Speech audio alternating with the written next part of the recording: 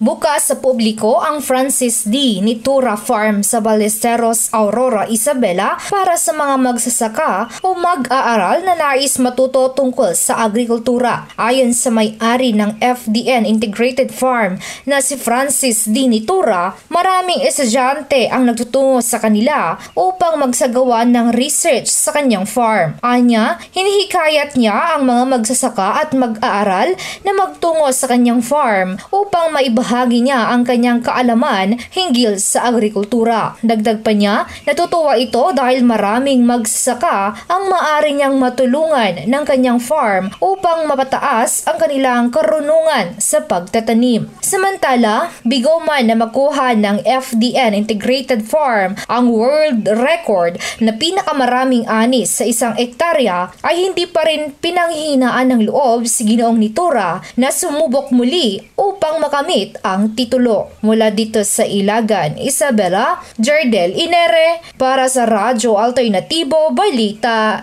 Nationwide.